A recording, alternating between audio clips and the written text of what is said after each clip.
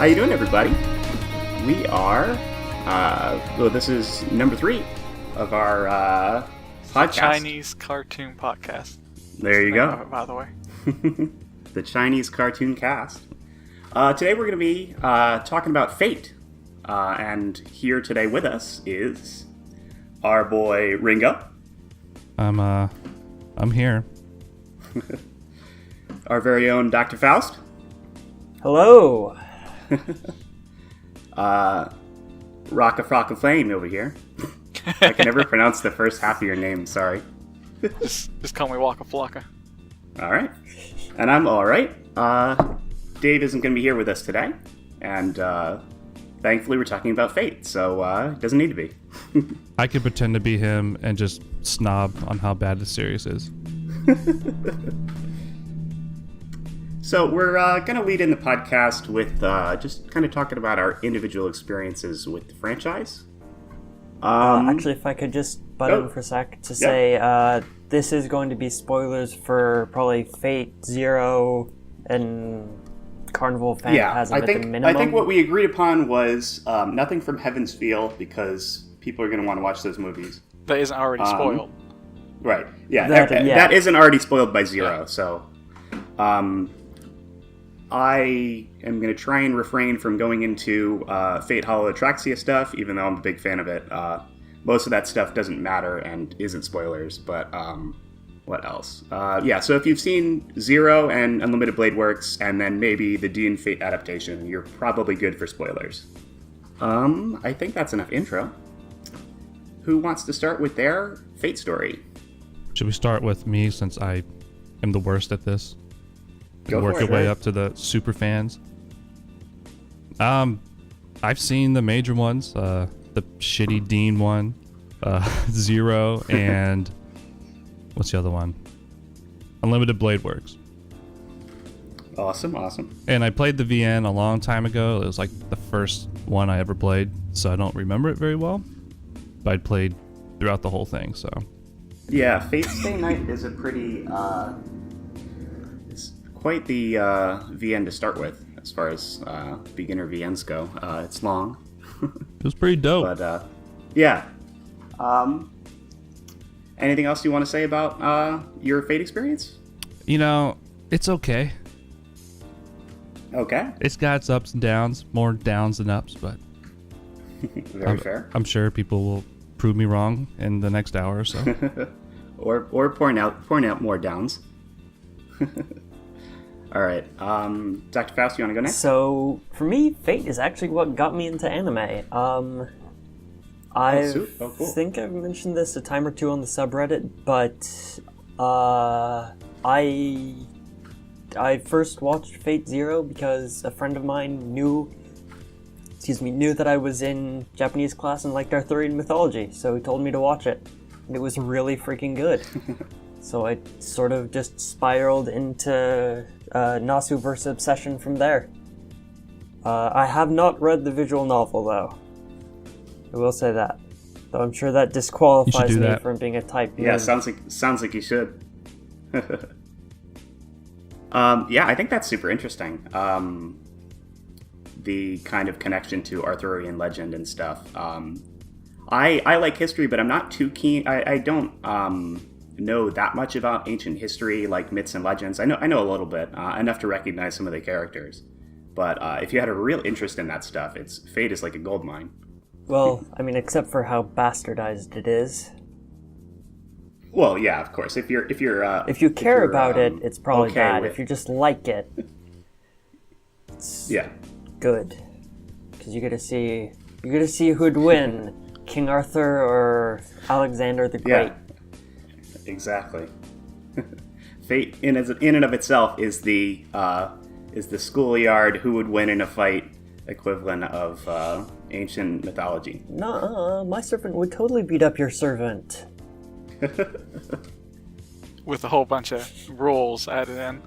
Yeah, with a whole bunch of rules. I have a point on the rules. We're going to get to the rules. They're for balancing. Of course. Yeah. All right, Mr. Flame, would you like to talk to us about some Fate?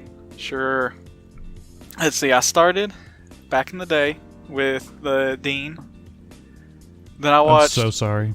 Zero. Then I watched Unlimited Blade Works. Then I played the Fate and Heaven's Feel route of the VN. Skipped Unlimited Blade Works because I just didn't have time for it. Mm-hmm. And I have watched some of Apocrypha. Very cool. Very cool. That's it. Seems like a pretty varied experience there, quality-wise. When do we get to Rin? When do we get to Rin? That's why I'm here. Well, we'll talk about Best Girls pretty soon, so Rin will definitely be brought up. Oh, and I like the way that the Dean version looks the best. The visuals? Yeah, Dean finds a way. I will fight you. Yes. I will fly back to Texas or wherever it is you live, somewhere in the South. They're all interchangeable. I will find you and I will fight you. Oh shit, throwing shade. All right, bring your little weird-looking camel people with you. Wow, it's savage. How many minutes in and we're already salty? Excellent. So I guess I'll talk about Fate a little bit. I got into the visual novel at around the time when I think some of Unlimited Blade Works had already come out. I'm not exactly sure if it was either leading up to it or after a little bit had started. But I read the whole visual novel. A friend of mine was a big fan, so she encouraged me to pick it up and play. I enjoyed it. Read the whole thing. Then watched Unlimited Blade Works, Fate Zero, and then played the sequel novel, Fate Holotraxia. And I've done a bit of the spin-off stuff. Not too much, especially the newer stuff. But I like Fate. I have some problems with Fate. But I like a lot of the stuff conceptually. Yeah, that's about where I'm coming from on this. So, do we want to lead into some general discussion? Anything anybody wanted to bring up first? Well, clearly, we have to decide on the best watch order. The least contentious issue. All right. Jumping headfirst into the controversial watch order. Yep. Well, I mean, does it make sense to start from what is at the beginning, which is Zero? Well, I now see. The way that I like to look at watch order is people who decide that they're not interested in watching the visual novel or reading the visual novel at all. I suggest Fate Zero is a perfectly fine way to start.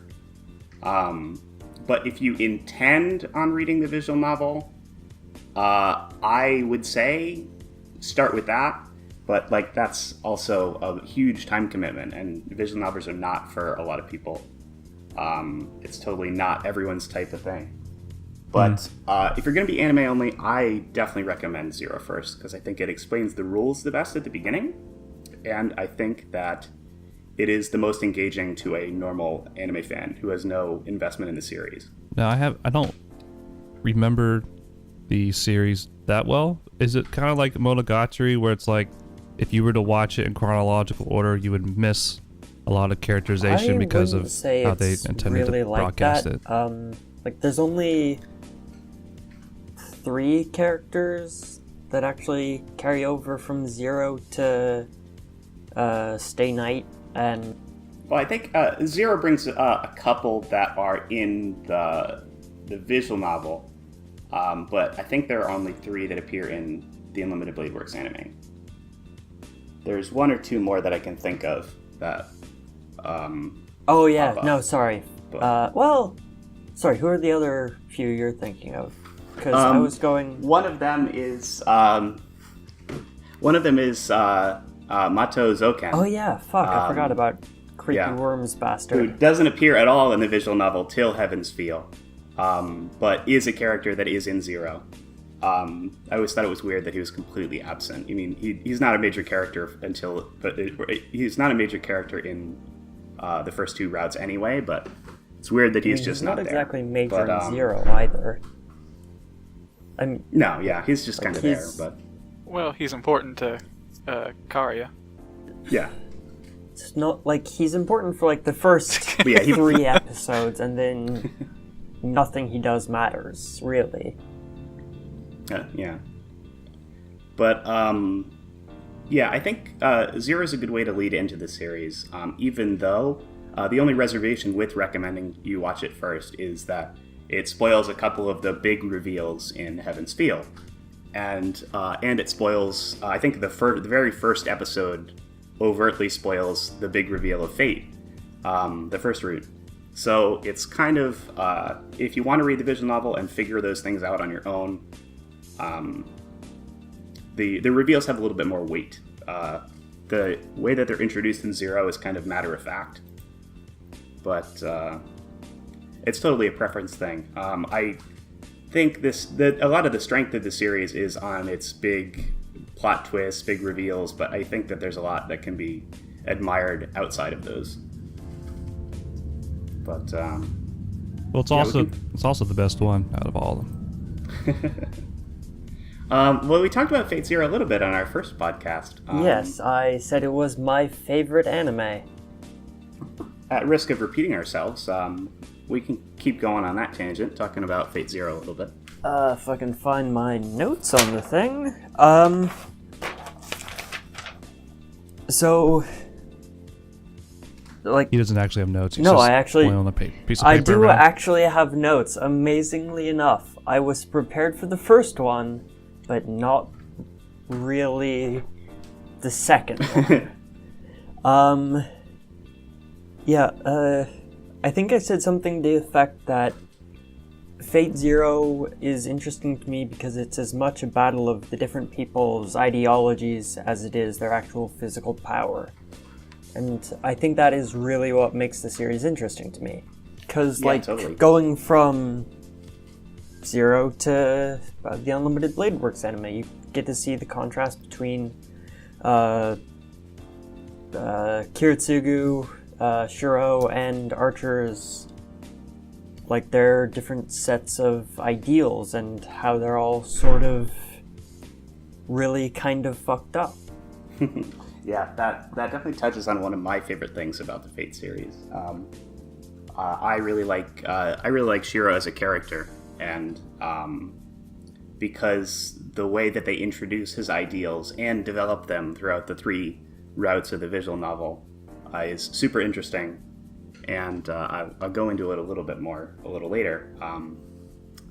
But I also really like what Shiro takes his own perversion of Kiritsugu's ideals in Zero, and in Zero we get to see how fucked up those are, and I think it's just super neat as a character study.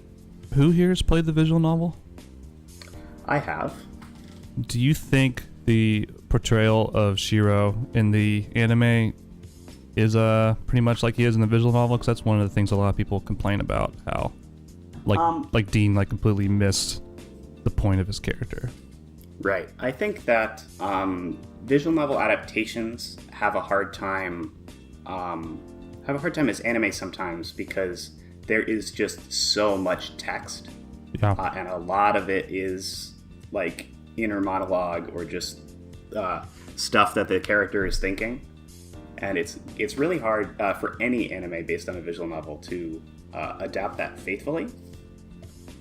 And I'm definitely not going to say that the visual novel portrays his character perfectly either, but Well, I think he's a flawed character.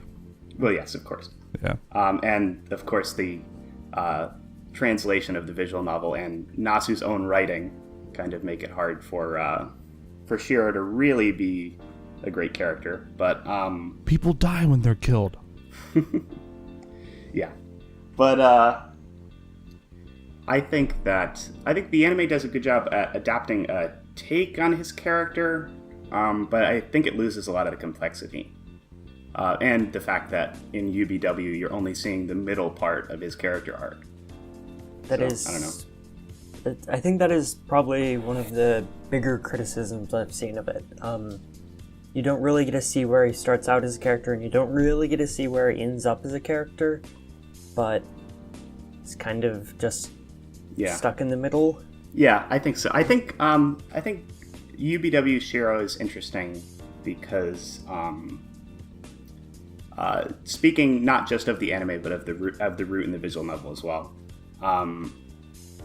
I like that he he recognizes that his ideals are flawed inherently, because he has to come up against Archer, who is an embodiment of his own failed ideals. And through the events at the end of the arc, he kind of just says, "Yeah, I know my ideology is fucked, but I'm still going to do it," which is interesting. I think it's cool, but it's still only the middle part of the story as far as his character arc goes. So yeah, that's my take on UBW Shira. I don't particularly like that. That his That's fair. Yeah. his character is split up between 3 completely separate stories. Yeah. It's 'Cause No, yeah, go ahead. I can't help but view them separately. So, for him to act one way in, say, Unlimited Blade Works, and then the complete opposite in Heaven's Feel, pretty much, but him being the same character, it feels like there's something missing. I liked to see it as, even though the roots in general are not connected at all, I like to see it as a progression because the roots were designed to be experienced in an order, and I like to see it as him being a dickwad in Fate, him realizing that his ideas are flawed in UBW, and then in Heaven's Field, I don't know if I want to say this because it's spoilers, but him doing what he did in Heaven's Field. I think it's an interesting progression. I like to look at it as one character through 3 different scenarios, but it can feel like he is changing drastically across the different routes. It kind of seems actually like shit. Sorry, Higurashi in that sort of sense. Oh yeah, Kind of seems like shit. Sorry? Well, yeah, that's going to be the tagline on the episode. It kind of, feels like shit. The Fate podcast kind of feels like shit. But go on with your Higurashi point, sorry. No, because I don't know how much of spoilers I want to get into with that one. But we can tag it for Higurashi spoilers if you want. All right. I'll just keep things vague to be on the safe side. Yeah, sure. The same sort of thing happens. You get to see the same characters going through a number of different sort of variations of the same events. I think it's technically separated up into the question arcs and the answer arcs, and I think, sort of seems like comparable to the Blade Works, Fate, and Heaven's Feel in Fate's Stay Night. Yeah. Well, since they're both based on visual novels, that is an apt comparison because they're both visual novels that are separated into different arcs or routes. I think Higurashi's more of I think it's a little different just because of the nature of the show, and without spoiling the biggest reveal in the show, I can't really talk about that. That's the issue. Yeah, but I'm a big fan of Higurashi though. I'm reading the visual novel of that right now too. Good series. Good manga. Oh, I've never read the manga. Oh, really? I thought it was a lot bigger than better than the anime. Not that that's really here nor there. Yeah, I generally liked the anime, but yeah, this is a fake cast. They do have similarities though. I mean, Dean did both the adaptations, and people are upset with both the adaptations. Yeah, it's because they fucked them both up. I think they did a great job on the Higurashi faces, but that's the last thing I'm going to say about the Higurashi. Does anyone want to go into any other specific points about Fate? Rin's best girl? Do we want to get into best girl talk? I mean, what do we like? We don't have not to. even Yeah. half an hour in. We already know. We already know who Yeah, wins. it's Saber. Oh, I mean, yeah, it's already decided. It's obviously um, Saber. No. I have a couple more things I wanted to say about Fate. I think this would be a solid time to get into talking about the rules, if we want to get into God. the specifics of the systems. Fucking hell. Because Fate sets up a lot of rules very carefully and exposits them all the time, and then decides it wants to break all of those rules whenever it feels like it. Oh, it's just like any other anime. Yeah, of course. Fate's one of the worst offenders, I think, at least in terms of like the sheer number of exceptions to the rules that appear in the main cast. Oh, yeah. I definitely agree. And even, I mean, Caster has a noble phantasm that lets her break all the rules. Literally. But also everyone else breaks all the rules. So it's like, okay. But yeah, if anybody else wants to talk about rules, The rules, if you have it.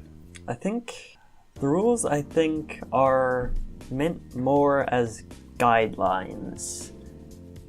Guidelines.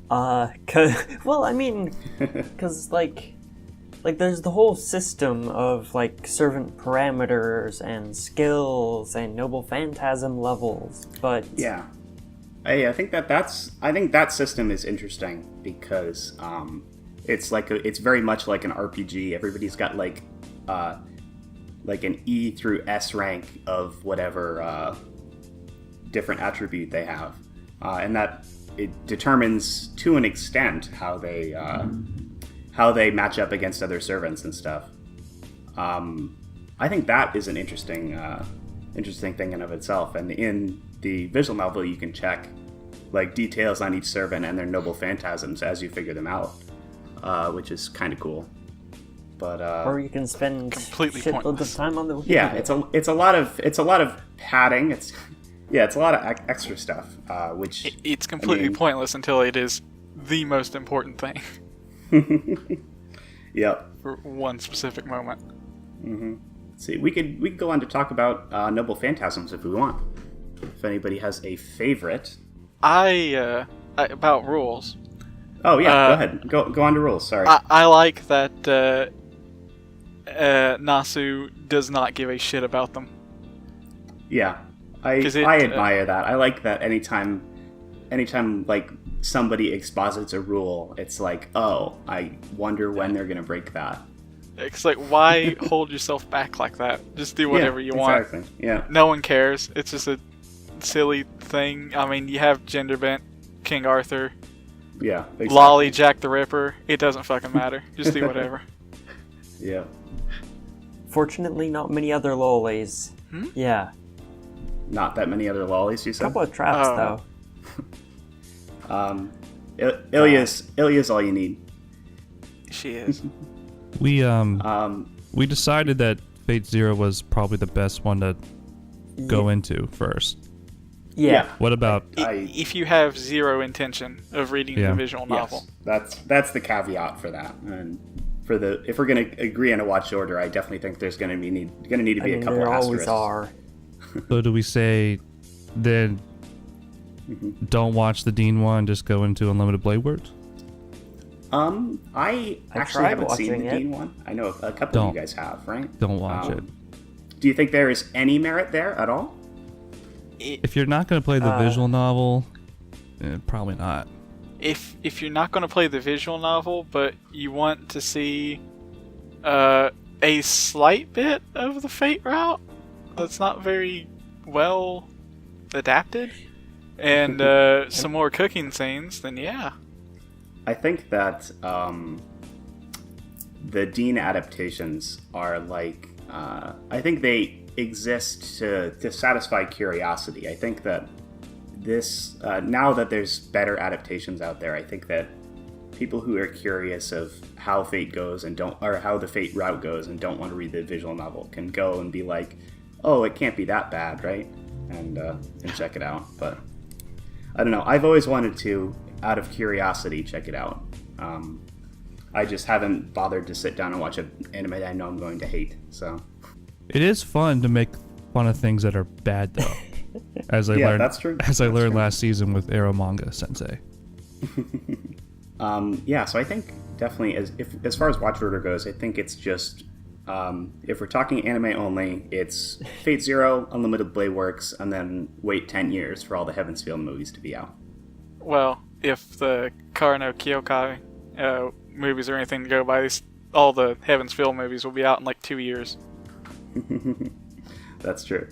And then I definitely think that if someone is anime only and they watch Fate Zero and UBW, pretty short, pretty easy to watch both, I think you have free reign to jump into all the spin-offs. As long as you're okay with not understanding everything, there's a lot of great stuff to be had on the spin-offs.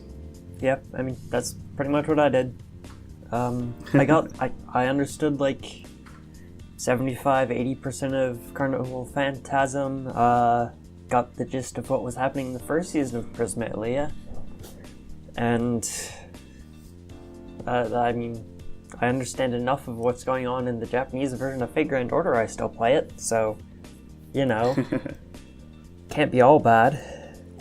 That's true. So I know we touched on it a little bit ago. Do we want to talk about Noble Phantasms? Sure. Yeah, sure. Anyone have a favorite or one that they like to point out? So there's obviously the best one, Okay. which is Gilgamesh's. Of Okay. course. Gate of Babylon. Well, He just he pulls shit out of the sky and just throws it like That's rain. I think Gilgamesh's Noble Phantasm is one of my favorites too. Super interesting that most of the other servants have you can pick like one thing you had in your past life to be your most powerful ability. Gilgamesh is like, I have it all, so it's all gonna be mine. he's the king of heroes. Everything comes from him. Yeah. And he has that other sword that's also his Noble Phantasm. I forgot what it's called. Yeah. Yeah, there you go. Which I think that's super cool too. That is. It's like a future sword gun thing. Destroys the concept of worlds. Which is kind of badass. Oh, for sure. Slightly broken. Oh yeah. Well, I mean, what would Fate be if everything wasn't broken? Well, I mean, I think technically they did say in Fate Grand Order that if Gilgamesh tried to use it on planet Earth, it wouldn't work. Oh, really? Yeah. Huh. There's something about there being defense mechanisms to stop residents of a planet from destroying it. Well, yeah. Actually, the what are they called? There's like in Fate. There's like a group of there's like a defense force, or I forgot what they call it. Counter Guardians, do you mean? Or the types? Yeah. There's something like that. The things that Archer was? Yeah. Yeah, they bring it up a couple times. Yeah, because Archer's a Counter Guardian. But yeah, I think that's super interesting that they have a whole nother thing. But no, to get back to Noble Phantasms, there's a couple that I really like. I think both writers have a very cool Noble Phantasm. In the main series Fate, Ryder only uses her Noble Phantasm like once, maybe, I think. It's like a Pegasus chariot type situation. I think it is actually Pegasus. Yeah, I'm a little fuzzy on the visual novel because it's been a while. I mean, but, they don't reveal who that writer is until like halfway through Heaven's Feel. So, I thought. Oh, rip! Did I just spoil I thought that? it came up in sorry. Fate. Sorry. Well, yeah, she does use that in Fate. Her Noble Phantasm, I believe. Yeah. Well, it's definitely a Okay. Pegasus. Well, we said that then. Fate Zero Rider was like my favorite character, I think. Yeah, Fate Zero Rider's a bro. He's a badass. Yeah, I actually also really like his Noble Phantasm. Yeah, definitely. What was it called again? You probably remember that better than I do. Ionian Hetairoi. Yeah. I'm sure I'm butchering the pronunciation, but it's like ancient Greek, so who the fuck actually knows how it's pronounced? Yeah. I've never been super clear on what exactly the noble phantasm is. Because Oh, It yeah, like- go ahead. No. it's like the magic thing that they get to have, but they also have other magic sometimes. Like Ryder, he has the chariot that he can just call down and stuff, and he has that thing with the ionide spearman or what the fuck ever it is. yeah, Yeah. the reality marble. Yeah. The more I think about it, the Fate stuff is like what's that recent anime? Something Stray Dogs. Bungo Stray Dogs? Yeah, like how each of them have like this special ability, but they can also do other stuff on top of that. Well, servants can have more than one noble phantasm. Yeah. The idea of a noble phantasm is that it is your most powerful ability, and it is something that is directly related to who you were in your past life, or it is something that you've taken from your time on Earth or whatever before you became a heroic spirit. And then there's also the caveat that you have to say its real name when you use it, and so people can figure out your identity based on that. But yeah, it's just your most powerful ability, and certain servants have other abilities that they can use that are less powerful. But the Noble Phantasm is the trump card, Well, essentially. I mean, again, it is possible for a servant to have more than one. I was actually more under the impression it was supposed to just be like representations of things they were famous for, or like famous things they had, techniques they could do, like Assassin in Fate Stay Night. The whole what's it called? The whole the name will come. Hand The sword Yeah, swing the sword thing. Swallow something. That's true. It definitely is. I think in that case, the sword itself is his Noble Phantasm. I don't think so. In the special technique is him using it to its full effect. As far as I know. Yeah. There's more than one assassin in Fate Stay Night, isn't there? Yes, I there think is. that actually is Heaven's Feel spoilers. Nah, he's on the well, poster. I mean, in Fate Zero, there's also like 80 assassins. So No, there's only one. It's just that which I never his understood. I don't is know or if her. you get what the deal with that is. I don't know why there was so many assassins in Fate Zero. That one servant Maybe was that like was 8 just- people. Well, it's that. What is it? No, it's It that was one. they It was one have- detail that I never got. It's one person, but they have the ability to split their different personalities off into physical bodies, but also split up their capabilities by doing so. So, like it's sort of comparable to Shadow Clone Jutsu from Naruto. Right, yeah, I guess. No, I actually now that I think about it, I think that is a decent comparison. So would that be considered a noble phantasm? I think Sexy no Jutsu would probably be Naruto's. Yeah, I'm not sure what the deal. I actually don't remember if the deal with Assassin got explained in Fate Zero or not. But Probably not. yeah, I don't remember. It's been a little while for any of Fate, for me at least. But going back to Noble Phantasms, I also wanted to mention that I really like Gay Bolg. My boy Lancer's super cool. The dog. I like that it is the lance that reverses cause and effect. I think that that's the way they put it whenever they mention it. And I think that's super neat. It is a sure kill in every sense of the word. Unless you have plot. And then, of course, they break the rules. Yeah, unless you have plot armor. Well, the way they explain it, it's not that you have to have good luck for it to miss. It's that you just have to be like built like a friggin' tank.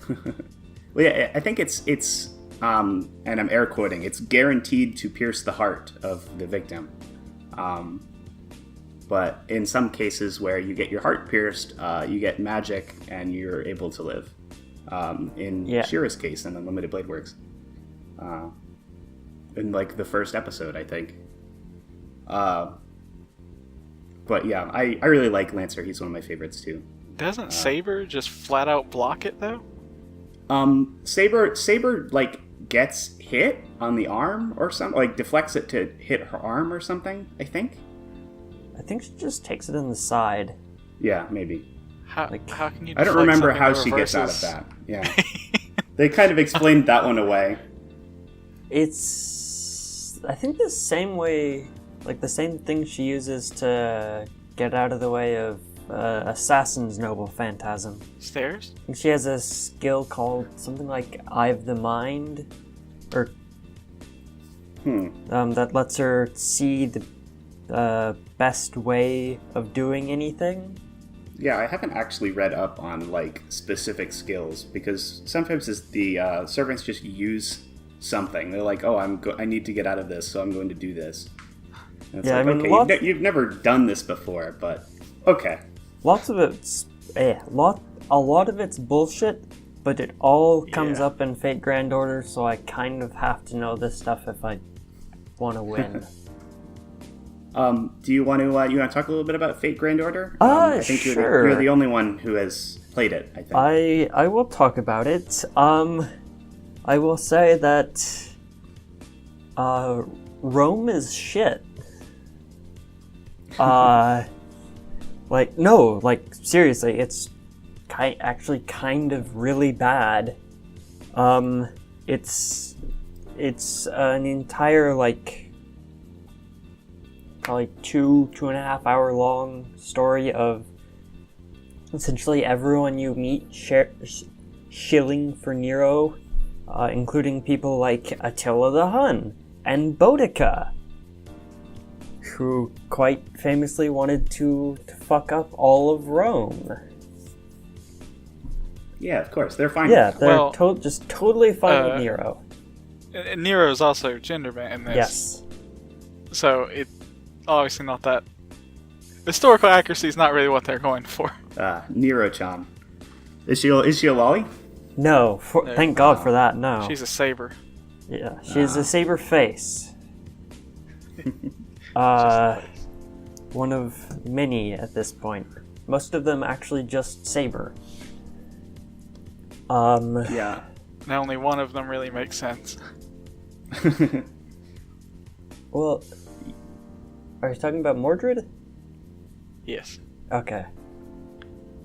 Yeah, that does make more sense than why Nero looks identical to King Arthur. No, but I guess there's really not a whole lot to say about Fate Grand Order. I think North America, it's only been released up through Septim, so it's basically the prologue and the first 2 chapters that have actually been released in English. Someone's done or people have done fan translations of most of this stuff released on the Japan server, but kind of dubious as to the quality of some of them, especially since a few of the translators have openly admitted to not liking the starring characters. They're like, yeah, I'm going to translate this, but I'm going to fuck up this character because I don't like him. I'm not saying that's what happened, but sounds like they must have done the visual novel too. Then why? No, I'm just kidding. Just making an on-the-nose joke about the poor translation in the visual novel. Well, was it actually really that bad? Yeah, I mean, it is still a fan translation though, and an official one might be better. I thought what's it called, the New Reality, whatever that is, got an actual official English release. As far as I know, I don't believe the original visual novel has gotten an official release. Well, no, like the PG-13 version. I'm not 100% on that, but I always the version that everyone plays is always like fan translation. I don't know if that's just the best way to play it, and the official release is even worse. I don't know, but I've always heard that the VN is still not translated very well, but it could also just be Nasu's wonky writing, because I mean, Could be that too. It's mostly fine outside of the sex scene. yeah. Defenseless anus. Oh god, do we want to get into the H scenes? Well, I have no experience with them, so... They're so bad. They're Dave's favorite part. We have to talk about. Yeah, They're they're the type of bad that's unnecessary. Like you could take them out and the series, except for like I guess one thing where they're like, you know, trying to transfer energy or whatever. Yeah, I think that they really botched the mana transfer in the all ages version. I think transfer dragons.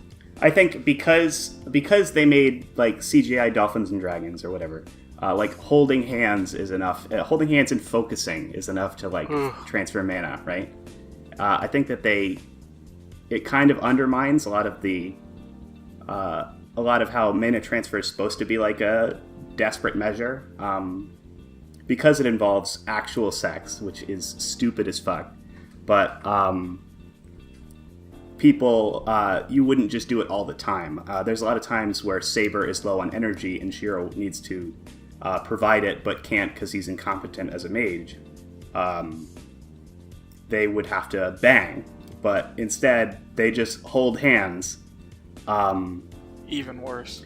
And like that's something you could do every day, and Saber would be fine. She'd be topped off, and she'd be able to fight all the time.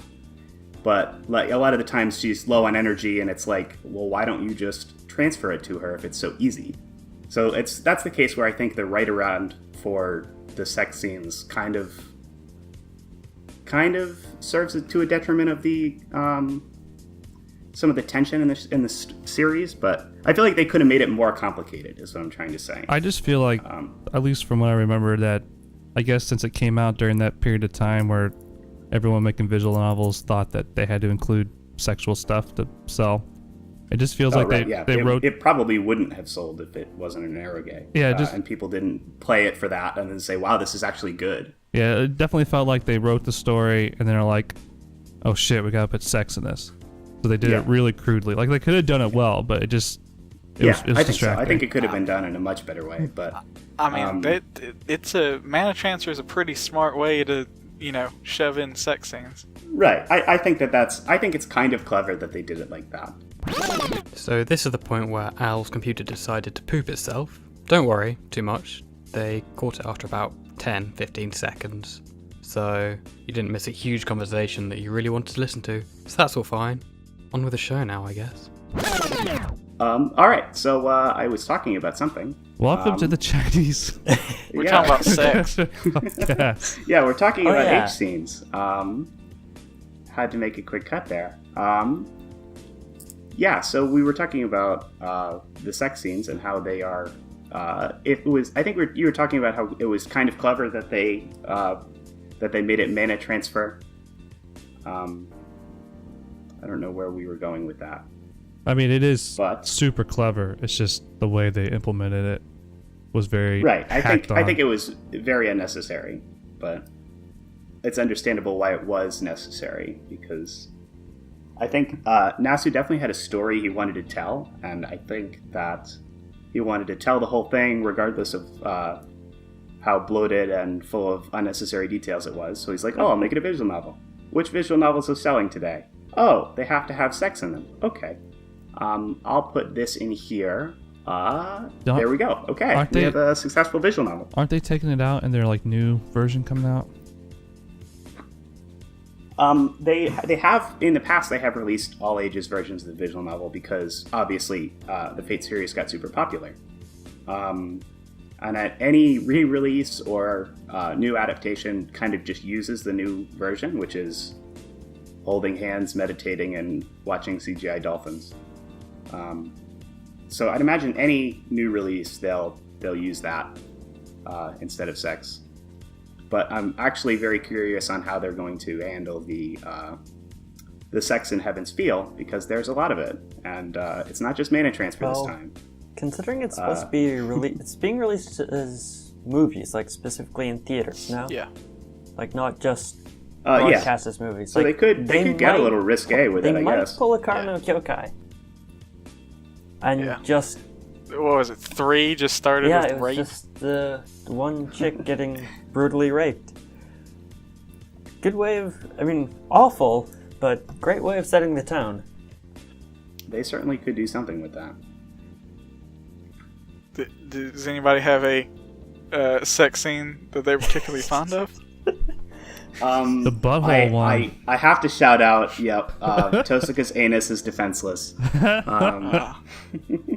The dream sequence is the best. That's just the meme. It's the H scene meme, but I love it. So stupid. And so, is it true that Nasu has an obsession with comparing things to mollusks? Yes. Okay. Also walls. Yeah. As in comparing walls to mollusks, or No, as in comparing vaginas to walls, Mhm. not walls. Jesus. Wallace. Yeah, Walls. walls. oh god, that would be a Oh, nice boy. plot twist. Anybody else have anything to say?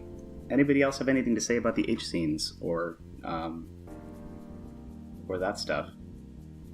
It's, They should totally it's a have mess. just censored it by replacing all of the naughty stuff with Wallace and Gromit's heads. Oh boy, that's actually something I wanted to bring up. Not Wallace and Gromit, but that if they had wanted to keep the sex scenes in and make them in and transfer still that, they could have framed it differently, or they could have just reworked the existing sex scenes instead of changing it completely, which would have addressed some of my issues with the new way of mana transfer. But Oh, you mean in the anime? I don't know. Okay, sorry. Yeah, anime, I guess. I thought you were just talking about the new versions of the visual novel. What else do we want to go over here? Um, To transition topic. one thing. Yeah. Are we okay with the UFO table look in, I guess, what is it, Zero and Unlimited Blade Works? Oh, yeah, that's a great thing to bring up. Because a lot of people don't like UFO table, and for good reason. Yeah, I'm just not that big a fan on how it's kind of related to UFO table, but I don't quite like how they direct their fight scenes sometimes. And I think a lot of the time, since UFO table is big into digital effects, they do a great job on their effects. But I think some of the fight choreography is just not great. It's easy to say, wow, this is a really great fight. But it's really kind of just flash and not much substance. That's kind of a general complaint I have about UFO table. I think studios like Bones do a much better job at making fights that look coherent and are still grandiose. I guess I'm kind of like the opposite, because I don't have a particular. I don't particularly dislike the fight scenes in Fate. It's more the like dialogue, standing still, almost no movement, that really turns me off. And that's another thing I feel about UFO table is they do a great job with their digital effects, but they're nowhere near as inventive with the standing around talking as some of the other studios that I've seen handle it a lot better. Obviously, Shaft is a great example of making talking interesting. And I think they could have standed to have learned a little bit from that. Maybe not pull up the Akiyuki Shimbo trippy meter, but maybe framed it in an interesting way, used some directing tips and tricks to make walking around in circles expositing in the beginning of Fate Zero slightly more interesting. But that's just my take on it. Yeah. It's hard to make that amount of exposition interesting, and obviously only the best of the best can do it. But yeah, that's my feel on it. Those are my two biggest gripes with UFO Tables adaptations. Yeah, my biggest problem with Unlimited Blade Works, well, not my big, one of my bigger problems, especially in the second half, was that I just thought the fights were boring. I can see that. Yeah, I already had a lot of stake in it because I had read the root in the visual novel first, and those were fights I wanted to see animated because reading fights in a visual novel is boring, even though they were exciting when I was reading them. You don't like it when the sprite moves left to right real quick? Yeah, sometimes you get a new CG, you're like, whoa. Or like a whoosh. That's a new pose. Somebody had to draw that get like sprite. a whoosh flash. They use this. Oh my god! All right, I gotta go on a Splatter. tangent for that. The Fate novel uses the same whoosh slash for the whole fucking thing. I mean, that's like any even like I can. As soon as you said whoosh slash, I thought of the noise. Oh, ugh. what's that other really good visual novel? Oh My Samurai Girls or whatever. That one even uses like the same whoosh slash and sound effect, and that is like a 60-hour visual novel. But yeah, I can see how some people would have issues with those fights. I liked some of the last couple fights, but I think maybe the pacing could have been a little better on, especially the fight with Gilgamesh and Berserker in Ilya's mansion. I think the pacing there was a little. It's been a while since I've seen it, but I remembered being a little put off by the fight pacing there. Felt a little slow. And do you mean like you would have preferred it to have gone by faster, or I think more time? they cut to other characters a lot, and I would have liked, because at least what I saw in the visual novel, I liked that the fight was super quick. Like Gilgamesh defeats Berserker pretty fast compared to some of the other fights. And then rips Ilya's heart out, super brutally. And I don't really think that was handled as well. Maybe just because they wanted to pad the episode out a little bit or whatever. But I don't know. It felt swifter when I was reading it, but I could be misremembering or something because it has been a little while for both. Well, I mean, also with visual novels, you get to read at your own pace. Yeah, that's Anime, true. you have to go at the pace they dictate. That is very true as well. It's actually anybody a else? point I hadn't really considered about visual novels. Yeah. Yeah, that's one of the reasons I like reading visual novels, is because I would say I read faster than average. So it is, even though there's a lot of bloat, every visual novel has a lot of bloat. There's always more text than needed. It's still, the pacing still holds up if you read it slowly or if you read it fast.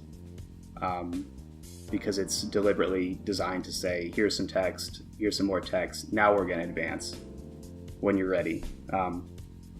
Just a thought, yeah. Same thing for some manga as well. Yeah, They can do that's true. The way that the page pacing goes for manga is very interesting. Anybody else have anything to say about the UFO Table adaptations? They look pretty. I will say that I think it's interesting if you watch from like Karo no Kyokai to or like being first Karo no Kyokai movie to the end of Unlimited Blade Works, you can see like how everyone's noses got smaller. Yeah. Yeah, because, well, probably not, but, like, I think that Unlimited Blade Works, no, sorry, I think that Zero looked better than Unlimited Blade Works. Okay,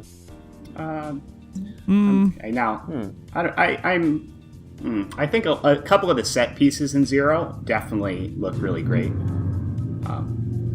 Sorry, motorcycle. Hold on, might need to cut that out. Oh yeah, Unlimited Blade Works does suffer from being in the same setting for a lot of the stuff. Yeah, While Zero I think- has quite a few set pieces. Yeah, I think some of the big set piece moments are more inventive and interesting in Zero, but so that was a light novel, which was shorter, and adapting one of the visual novel routes is significantly longer. I'm not actually sure how long the Fate Zero light novels were, but I'd wager that they're a lot less text than, say, Unlimited Blade Works. And of course, they were able to mix it up with a lot of different locations. Unlimited Blade Works has to deal with some scenes in school, cooking, and all kinds of stuff like that doesn't really have the pop that some of the big memorable fights in Zero have. Eating Mapu tofu. Oh, I cannot wait for Mapu tofu in Heaven's Feel. That is going to make the middle movie. I think it's actually going to be in the first movie. You think so? I've been trying to figure out where they're going to cut it I watched off, just in thinking the back to it. trailer for it, and it had a writer in it. Oh, interesting. I think it was. You know what? Never mind. It's a Yeah, bit too I'm- spoilery. Yeah, I'm But trying to remember. it would have been at around day 8 or 9. Yeah, I was trying to think about where they'd pull the cutoff, because they would have to make, because of the way Heaven's Feel is structured, there's a lot of action in the middle, there's a lot of action at the end, and in the middle is just kind of a lot of nothing, a lot of padding. So they'll have to structure it kind of weirdly to give each movie a beginning, middle, and an end. But we'll see how they do that. It would be the most logical place to stop at, I guess. Yeah, I think so. But yeah, no. Oh, yes. The way they look. I don't particularly care for the character designs. Like, at all. All of them? Yeah, I think all their heads are, like, very polyhedral. Oh, yeah. They look more like dice Yeah, I can see it. than people. It's heavily stylized for sure. And it's weird, because, like, Kara no Kyokai doesn't look like that. No, it does. I don't know who did. I haven't looked at the staff, but I don't know who did characters design on those UFO table adaptations. Well, I think all of the original designs were still Takeuchi, but I could be wrong about that. No, I like that. So I like some of the designs better than others. I like the symmetry on, like, Archer, for example, in Unlimited Blade Works. I like that he's got dual swords. I like that they're opposite colors. I think that is a cool aspect of his design. And I like how he is very visually similar to Shiro, because obviously he is, but different enough where it doesn't give it away immediately. I think that was probably a pretty big character design challenge. But that goes back to the visual novel. I like a lot of the visual novel sprites. There's I think it might be from Hollow Atraxia, but there is a sprite of Saber eating a potato that I adore. I had it saved in my old computer. I don't know where it is. Actually, that might be from Unlimited Blade Works. I don't remember.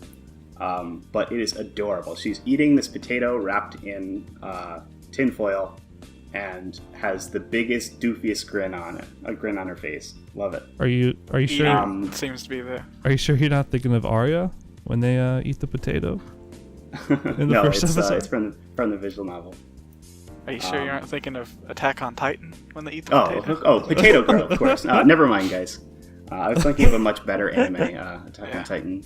Probably haven't heard of it. It's kind of obscure. And so it does It turn kinda out sucks. that Takeuchi did the all the illustrations and stuff on Fate Zero. Oh, okay. Interesting. Going back to visual novel sprites, there are a lot of them I really liked. A couple really good faces. Rin in Hollow Atraxia has a couple scenes where she makes some fantastic faces. I don't think that those translate very well to anime in a lot of cases. I think static sprites do a better job of, like, doofy reaction faces or cute grins. She had a pretty great troll face. Yeah, she does have a great smug. That's a good one. But yeah, that's general character design thoughts. I can't think of any more really outstanding ones in Fate, but I thought sure Ilya you will. was like way cuter. oh, In the that's visual actually novel. a great point. I almost forgot about Ilya. Speaking of character designs, I wanted to ask you guys: do you like Ilya's design in Fate or her design in the spin-offs better? I can't watch the spin-offs without feeling really weird, Yeah, and not a good weird. I'm not a big Prisma Ilya fan, and I love her Fate Stay Night design too much to watch her shiny face Yes. Magic Girl design. Yes. But Yeah, I think I do prefer her design in Fate Stay Night. obviously, they were made to serve different purposes. But Yeah. every time I see Ilya's Prisma Ilya design, I'm always like, "Oh, I want that cool coat that she always wears. I like that. That's really outfit." cool. It's like it looks like something you might actually see, like you might actually conceivably see someone wearing, Yeah. even if they were like, a Russian commissar. Yeah, I think that her winter coat with the hat, I think it kind of does a good job of portraying her regality a little bit. Yeah, The fact that a lot she better is than yeah. fucking pink. a lot better magical than well, I girl. mean, in the Magical Girl in Prisma Ilya, she lives in a normal house, but I think that just visual information. The first time you see Ilya in Unlimited Blade Works, for example, it does a great job of conveying that she's of a higher class. She's something other than just a little girl, maybe, and that also speaks to her how she's very sinister when you first run into her in the visual novel Oh, and in Unlimited Blade Works. But yeah, because she is creepy as fuck in the series. yeah, especially her early encounters. I really like how creepy Ilya is. What else do we want to talk about? Actually, I will say, I think that out of all of the main servants in Fate Stay Night, I think I do like Riders the best. Though, You like Ryder's design? yeah, I like Riders' design. Oh, okay. Though I think that it does a good. I'm not sure how to say this without sorta kinda spoiling who she is. It does a good job making her look monstrous, I think is the best way of putting it. All right. Yeah, I like Ryder's design. I like a couple times in the visual novel she is wearing normal clothing and glasses. Super good, super cute. Yeah, she does that in Carnival Phantasm too, I believe. Yeah.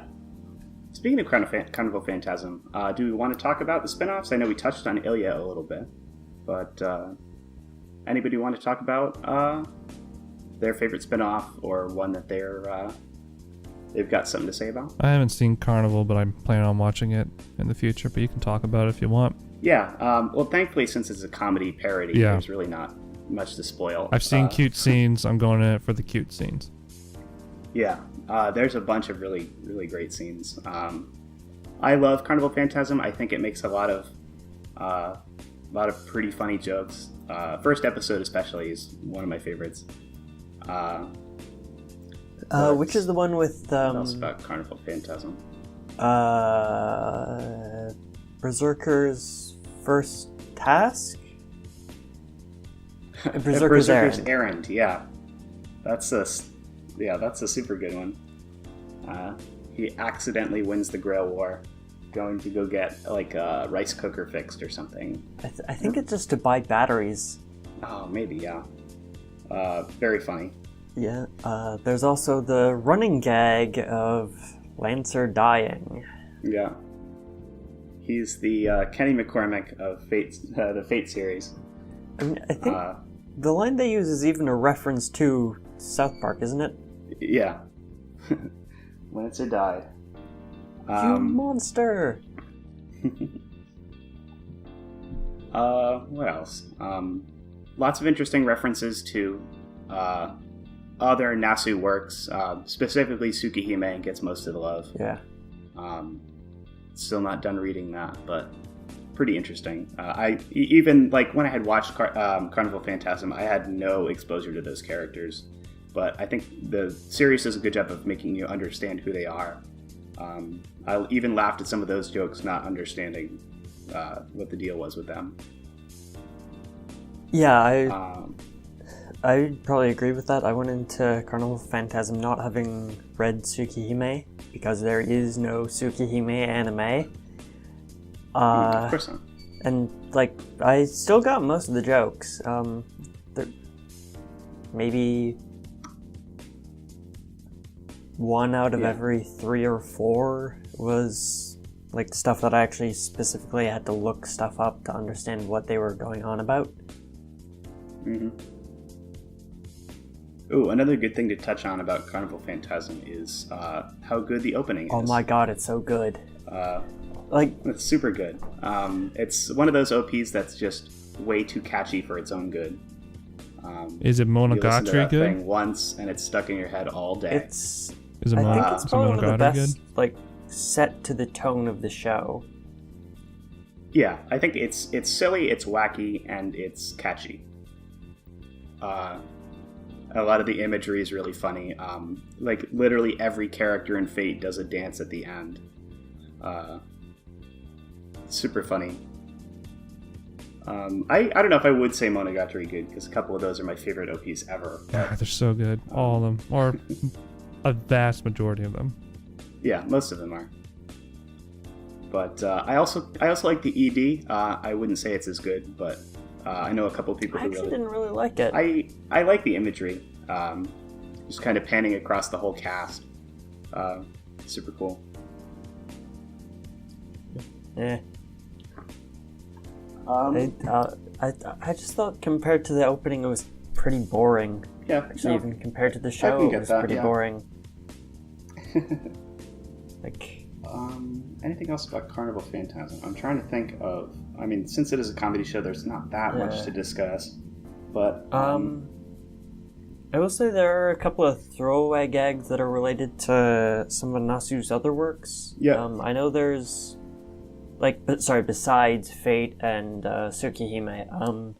yeah, there's the deal with the cats. Yeah. That's from something. Which I like. I know some people don't like the gags with the cats, but Yeah, they're not the best. I think it's kind of funny. I got one of the cats, the one that's always sitting at the bar, has a thing he always says. I'm trying to remember what it was, but by the time I was halfway done with the series, I was like anticipating his stupid thing that he said. Is it So I like that. I know a lot of people didn't. The only scene I've seen is when they play a tennis match. That's good. If we're gonna talk scenes, my favorite one is the Holy Grail War quiz show, which is so stupid. And one of my other favorite scenes is from the. It's featured in the OP, but it's also a gag. That it's a running gag in Fate, actually. That Rin does not know how to use technology. I think it's hilarious. It's such a stupid, like, insignificant character quirk for her, but I love it. Just another reason why she's best girl. Yeah. Well, do we want to transition into best girl talk? That should be last, when we're absolutely Alright. sure we've talked about everything. Okay. Because it's the one thing we don't want people. We don't want people to click off. We'll tease it along. You have to listen to the end to get our best girl decisions. I actually really like the Fate Grail War Grand Prix with that's a great one. I forgot with about that. Berserkar. One. Yeah, that's such a great gag. Yeah. and fucking Lancer's car that can't turn. Oh, that's so funny. I forgot about that. and the granny bike. Yeah, that's a great great gag. Any other Fate series spin-offs we want to talk about? I know we touched on Ilya. I don't know. I mean, I'm not a big fan of it. Has anyone else watched it? I have only seen the first season. Dropped on the second episode of the second season as soon as Kuro showed up and started making out with Ilya. I was like, nope. Yeah, that's exactly when I stopped watching it too. Yeah. That is pretty much exactly when I stopped watching as well. It's totally for a certain subset of people, but not my subset of people. So I think it's creepy as fuck, if I'm honest. which is fair. I think it's kind of gross, But money. people can do what they want. It prints money. Yeah. I people always say that series has so many great fights, and like I would like, love to watch the some of first them, but season. it's stuck behind the Wally Yuri wall.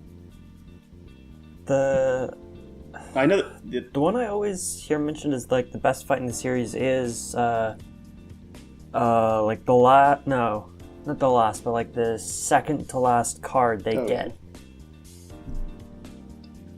I also really like one of my favorite Fate characters is that never ever gets brought up is that Ojo-san girl that is with that is rivals with Ren. I don't remember her name. The twin she's tails, awesome. drill hair. Yeah.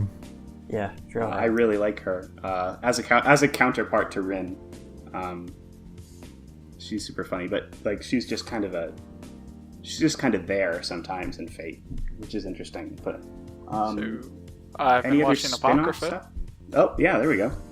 Talk about that. I don't know anything about that. I have already fallen behind. I have as well. Oh, so it's a great show. Okay, got it. Well, I like it pretty well.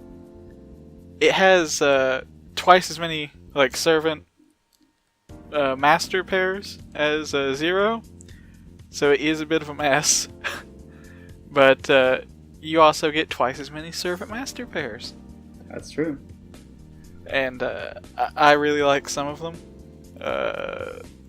Like Berserker. Black's nice. Yes.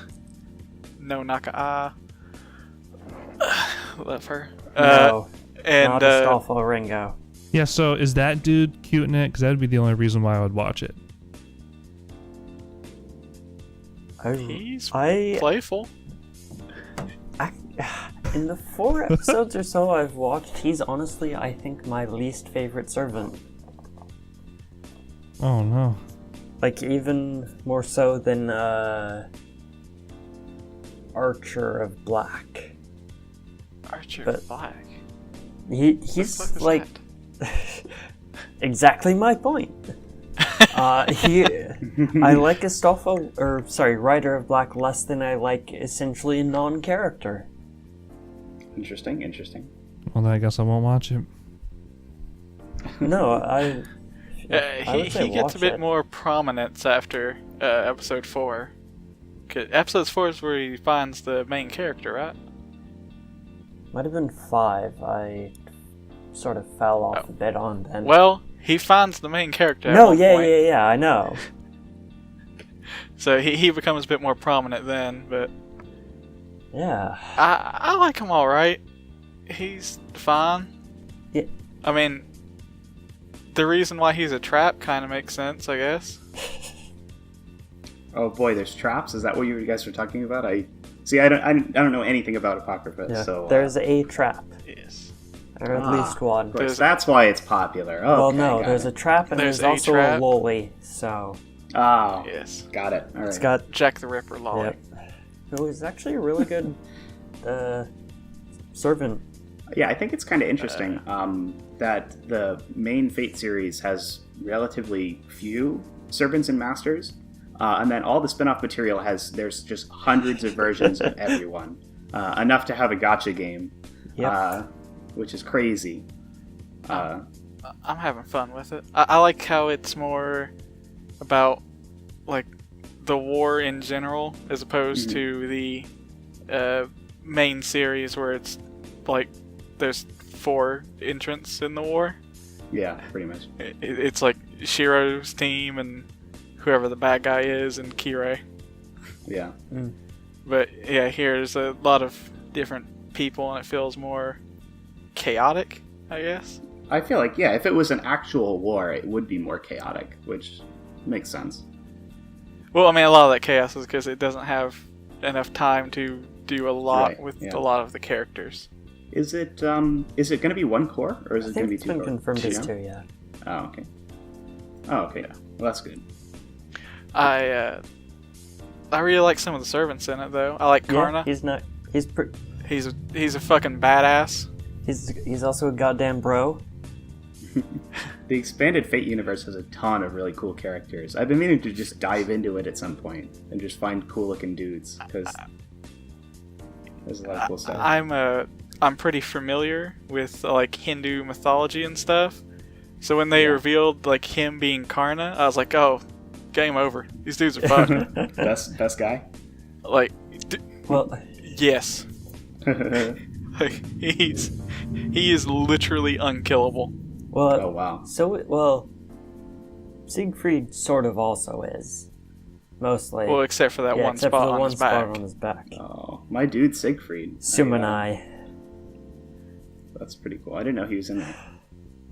Karna, so at one point during the war in the Mahabharata, I think Indra, who's like the Lord of Heavens, like big deal.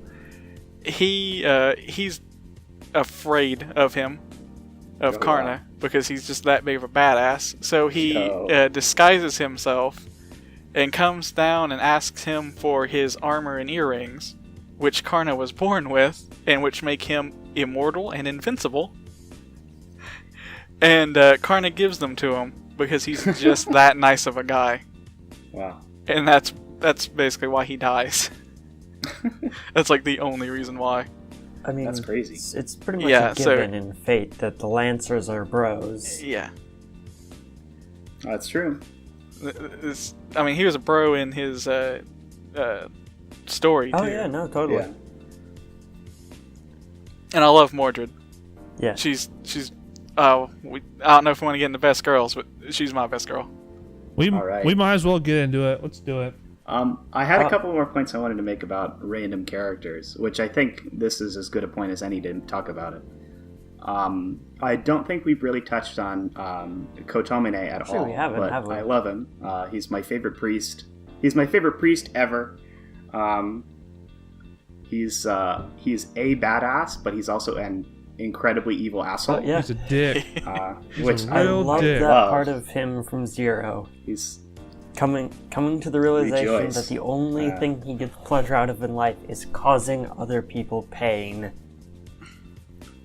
yeah. He's so good. I like that he is so straightforward about it, too. Mm-hmm. Yeah.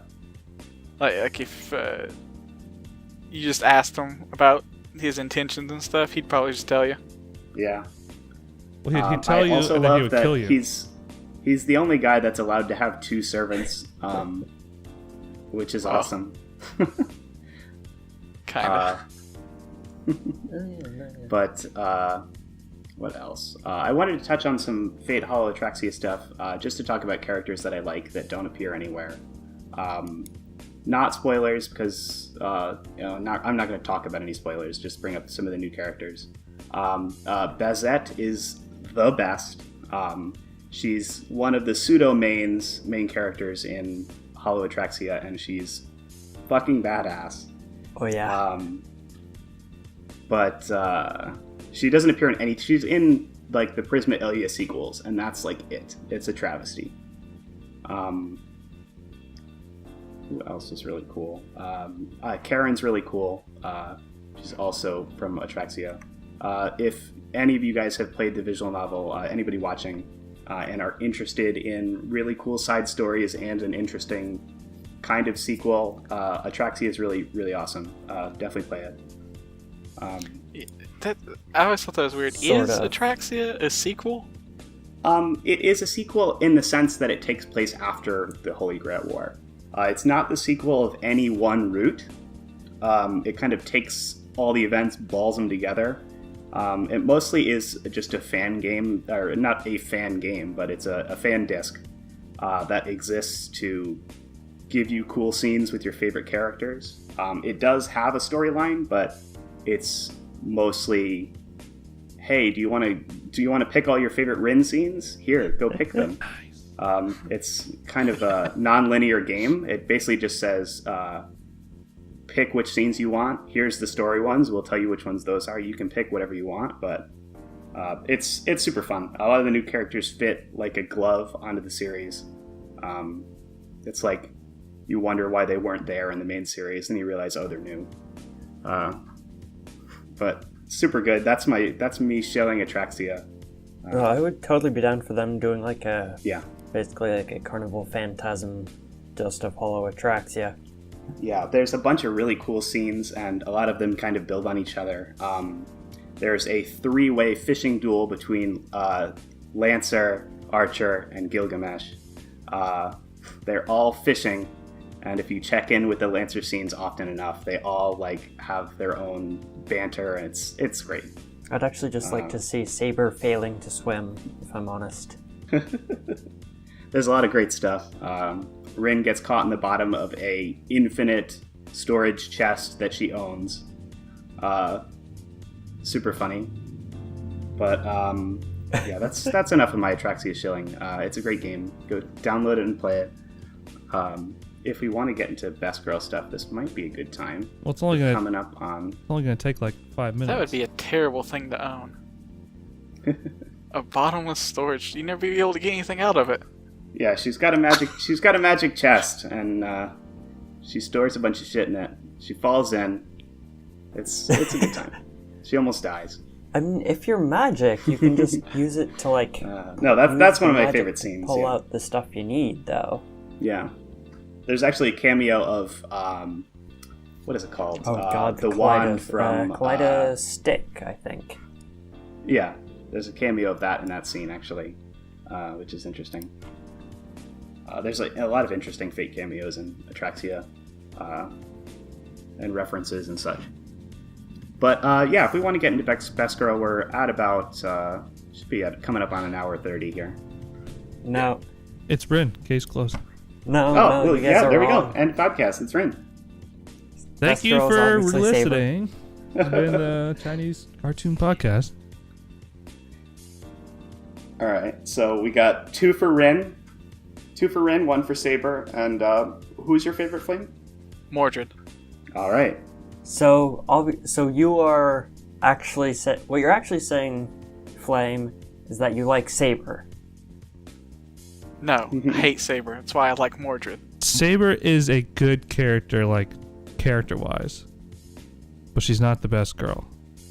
I would Now, disagree. See, my problem with Saber is that she is very obviously Nasu's favorite character. Yes. So she gets all of the attention, and it's a little tragic. I like Saber. I think she is a good character. I think her characterization is not as strong as some of the other characters, but I can see why a lot of people like her. I'm just a little salty that Rin doesn't get as many figures, as much attention, or whatever. But that's just me. She's just too much of a tsundere for me to like her that much. Yeah, I think she goes beyond being a tsundere, but I also like her the best. So whatever. It's because you have awful taste. Oh well, of course, yeah. I mean, my taste is shit. Anime was. I mean, I like Fate. Ew. Ooh. Yeah. Why would you want to like Fate? Ooh. Is that significant best girl talk? Is anybody else have any other shout-outs they Okay, want to so- I told you it was gonna be quick. Well, no, I would I knew it like was to gonna be hear short, yeah. why do people actually like what makes them your best girl? Like what? Yeah, okay, that's a fun Like one. Flame, why do you hate Saber, and what about that makes you like Mordred the most? So with Saber, I find her boring, first off, and I hate that she is just her existence. I hate that she's just this I hate that this she cutesy exists. little gender bent King Arthur that just goes around having sex with little Japanese boys. Just because, really. Excellent. Needs that mana. Yeah, mana, right? Yep. And so with Mordred, you get really the best part of Saber, her looks, and the best parts of the other two people at the Banquet of Kings as well. Because she's very, she's a cocky little shit. She's really spoiled. She's just a badass bro, beats people up. And I like how she's gender bent as well. I'll have you know. You might not be able to tell because she has a girl's name, but Mordred was King Arthur's son, and I think her instance of gender bending is one of the best ones that I've seen because I think it makes her story better. Because within the what? Oh. Sorry, go ahead. Well, like yeah. So in the story of King Arthur, he has this illegitimate son, Mordred, and then he doesn't recognize him. So when King Arthur goes away to fight in a war somewhere, he usurps the throne, and then they have this big battle and they kill each other. So with Mordred being a girl, and King Arthur also being a girl, it adds this sort of extra tragic thing to it, because you know Saber couldn't recognize Mordred, but if Mordred had known that Saber was a woman, that they would have gotten along better or something. That's interesting. You know, I do think that one of the things I like most about Mordred is that fundamentally she's just a daddy's girl. Yes. Like in the first episode of Apocrypha, I think it's the first, isn't it? That she talks about. I mean, she's really only in the first and second episode. Haven't really heard much from her since. Well, one of those two, she talks about her wish for the Holy Grail, and even though like she's the one that in the myths and also in Fate, she's the one that brings down Camelot. Really, her wish for the Holy Grail isn't to just become king. It's to prove that she's worthy of being king to her dad, or dad mom, or whatever the hell Saber is. Her dad mom.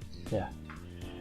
She has this really big inferiority complex because she was never able to really prove herself as a king. Yeah, see, like I said earlier, I don't have any experience with Apocrypha, but that sounds like a really interesting character. She is in 2 episodes, pretty much. And those 2 episodes make you think she's going to be the main character, but she's fucking not. Oh, that's the worst. Because they gotta make room for the other saber face. Mm-hmm. The one that doesn't make any sense. Oh, yeah, right. I always forget Jean is a saber face. More best girl talk. Rin is my best girl pick, of course. Mm-hmm. Because she is the best. And I've touched on some of the reasons a couple times through the podcast. I find her ineptitude with technology to be hilarious, endearing, and an interesting facet of her character. She was raised in a magic lineage, right? She inherited the estate from her father after the events in Zero. So she has this big-ass mansion, does crazy, cool magic experiments, and is generally one of the most magic knowledgeable people in the main series. At least as far as gemstone magic goes, which is an interesting specialization for her. A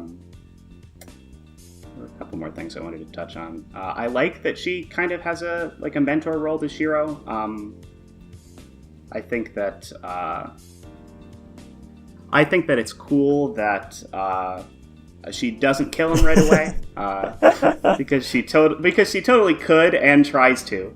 But I think that it's an interesting aspect of her character that she decides to teach him a little bit of magic. She's a challenge worth conquering. Yeah, there you go. Also, on the topic of Best Girl, I do want to touch on Bezette. I mentioned her when I was showing for Fate Holotraxia, but she is super cool. Definitely second best girl in all of Fate. She fights with a giant ball that she puts magic into and throws at things.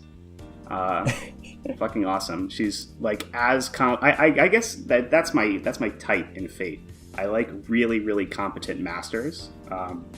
Their ability to basically overpower something that was summoned to fight for you. I think it's super cool.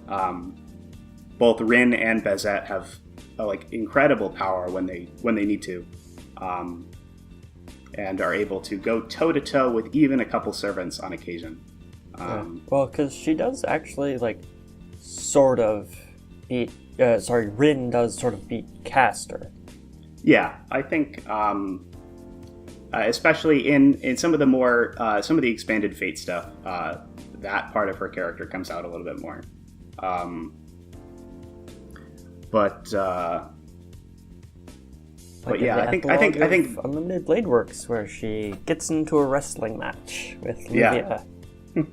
I also really like her fierce competition with Livia. I think that's an interesting aspect of her character too, because they are essentially they're the same, but they're different in that Livia is an Ojo-san type who's from a rich household and a long ass fancy magic family, just like Rin, except Rin grew up without parents and had a bit more things to struggle with. I think. She kind of had to, she inherited some of the knowledge from her father, but she also had to teach herself a lot of things, which is why I think that they're very similar, but also very different, and why they clash heads on occasion. That's pretty much it for my Best Girl talk. So, if you like competent masters, how do you feel about Shiro? Well, I touched on it a little bit. I actually really like Shiro's character. I don't think he's pulled off very well in any of the mediums, but I really like the idea behind him. I think he's one of the best White Knight characters in anime and visual novels. I think he's a blockhead and an idiot. And I really, really have a problem with his attitude in Fate specifically. The women shouldn't fight type thing is preposterous. God, it's so bad in the original series anime, the demon one. The I'm going to kill myself so that this servant designed to fight for me doesn't have to fight for me is asinine. But at his core, I like Shiro as a character. He is a plot armor OP MC. Well, at least it's somewhat explained. Yeah, it does have an explanation, and I really like how the perversion of his ideals and how they're developed across the three routes. So yeah, I am a big fan of Shiro. I don't usually like to defend his flaws, but because he has a lot of them. But I like him anyway. I see him get compared to Araragi a lot. Yeah, well, I think Aragi's one of my other favorite White Knight characters. Aragi's the dude. Speaking of that, Owari season 2 just finished up. Yes. And I thought, I'm not going to spoil it. Sorry, but I think that his White Knight is just as good as Shiro's. I think it's articulated a little better throughout the series. Well, yeah, but they both have the same issue where they realize at some point that their sort of like justice thing is flawed. Their perverted sense of justice is not necessarily how the world works. Monogatari has the added bonus though of him like confronting his siblings, so I guess have the same sort of justice thing and how they deal with that. That's true. Well, Yeah, if we ever do a Monogatari cast, I have a lot to say about that. But I mean, some of it Fate- involves spoilers for Owari, so. Fate has Shiro confronting himself. Yeah, very symbolic. Yeah. Oh, that's true. Yeah. Very symbolic. I think the Shiro and Archer dichotomy is kind of interesting too, because he's literally fighting himself, and he's fighting the version of himself that gave up, and he's going to say, "I'm not going to give up," which is kind of cool. But yeah, that's my Shiro talk. Anybody else want to go on about Ringo? best girls or any last thoughts? I don't even have to say anything. She's just the best. It was already what decided. is your favorite moment of Ren's? All of them. I think one thing about Rin that needs mentioning is I have to make a ZR meme. I have to make it. She has the most godlike ZR ever. She's like the gold standard. Yeah, fantastic. All right. In fact, I bet if you go to the subreddit for it, she'll be at the top. Mm-hmm. Well, I would just like to say that Saber is a badass, especially in Zero. Especially there because she doesn't need to, get the D if she ever wants to actually do the stuff that makes her badass. Doesn't need to receive that D. She doesn't need 3 years worth of semen. Gloop gloop. Oh no, not that. That's a different series. I know it might sound like it's from this. No, one, it but it's not. actually isn't. Yeah, I know, really. Even though the quality is about the same. I wanted to ask Faust, what is your preferred Saber outfit? Do you like her casual clothes in Zero, or the business clothes in Zero, her casual clothes in UBW, or her armor? Armor. There's only one correct answer. Well, she doesn't show up, but oh, actually, no, sorry, I forgot. She wears a suit, so I'll go with that. Yeah. I like the suit outfit a lot. I think her casual clothes in Unlimited Blade Works are a little too plain. I guess they sort of make sense. But I also really like her armor too. I like that her armor is like real armor, because a lot of female characters in fantasy shows have like ridiculously like boob armor or some shit, like that girl in Danmachi. Where it's like a regular breastplate with the boob two armor. watermelons hammered into it, basically. And yeah, but I think it's actually practical maybe. armor, which is something that I prefer. Have any of y'all seen the new John Wick film? no, No, I really haven't. want to. They basically sew like Kevlar into his suit so he can get shot by bullets and it won't go through his body. And it's just like, yeah, it would stop it, but it would still hurt like fucking hell and crack your ribs. Fortunately, servants don't have to worry about that. Any last thoughts about Fate? Do we want to wrap this up pretty soon? It's a good, flawed series. Yeah, that's probably the best way to put it. I think we mostly just talked about flaws. Yeah, I guess it is worth repeating that. Maybe I'm just speaking for myself, but I love this series. I consider myself a fan of Fate. I'm a little cynical, I'm a little critical, but that's always from a place of love. This series is something I very much enjoy. Like I said, this is the series that got me into anime. It will always have a special place in my shriveled weeb heart. Yeah, Yeah. you know, Fate Zero is probably one of the best intro anime I can think of, actually.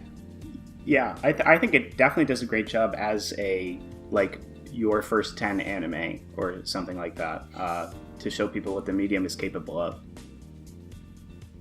I believe it was one of my first 10 anime. I know that's definitely the case for a lot of people, and I think that it speaks to the quality of the show. Even though I'm a little hard shit, on it never sometimes.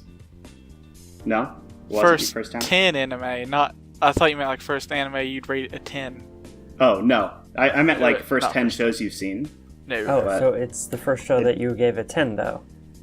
It was one of my first that I gave a 10 to, Well, yes. Yeah. that works too. Especially since I didn't even give it a 10.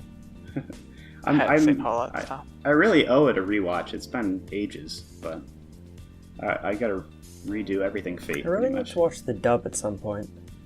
The dub's really good. Oh yeah, I think I might have rewatched an episode on Netflix with the dub. I thought it was pretty good, at least from what I It's heard. got Brian Palencia as Saber, isn't it? I thought Kerry Walgren was might have Saber. Give me a Dubs. second. I'll get to the bottom of this. Yeah, we're talking about filthy dubs now. Oh boy. Ugh. I know Matt Mercer is is Kiritsugu. Oh, okay, that's a pretty good one. Does my boy Greg Ayers have a voice in there? Yeah. He's my favorite to Don't spot the know. dub. Anytime I'm watching a dub, he's in there. He's always in there. Yeah, Kerry Walgren plays Saber in Zero. It's not a dub unless I hear Greg Ayers' Let's see if he is. Almost nasally little certainly. voice. I imagine he's in a lot of Funimation dubs, so Yeah. Well, Oh boy. it depends on who does shit, it. But did Funny get the license for that, or was that a Aniplex series? I don't know. Aniplex. Yeah, whenever Alright. whenever I'm watching a dub, it's always spot Greg Ayers. Spot the airs. Fun little game I like to do. Yeah, even if he's not a main, he's usually just in there as some one-off character. It's like, oh, there he is. Wrap it up. We're done. But yeah, Fate's good. Anybody else have any closing thoughts? We're coming up on our time here. Oh my god, Greg Ayers isn't in it. He's not? No. Well, I think he does. Surprise. I think he does Funimation shows. So I know. Oh, Aniplex Johnny Young did. Bosch is, though. Oh, there we go. Close enough. Probably is Shiro, isn't it? What? Is Shiro? Yeah. Rinutsuke. The crazy dude. Oh, nice. Seriously? Yeah. Jesus. That's funny. Yeah. So Yeah, I know 'Cause- dub people. Sure.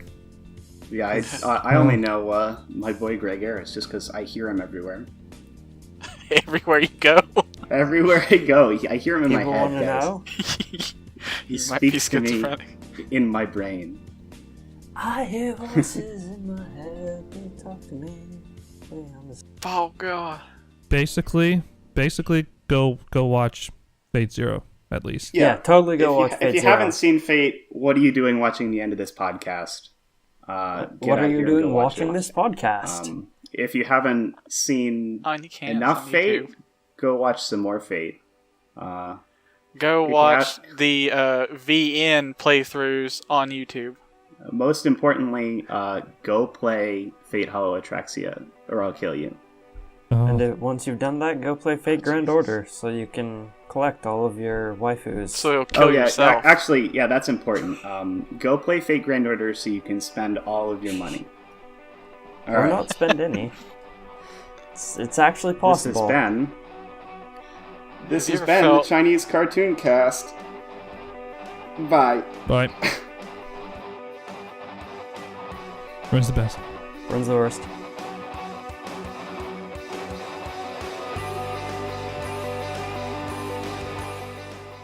The intro and outro music was provided by our boy Ringo at ringo-scar.bandcamp.com, and the background music was straight from www.bensound.com. Links are in the description below.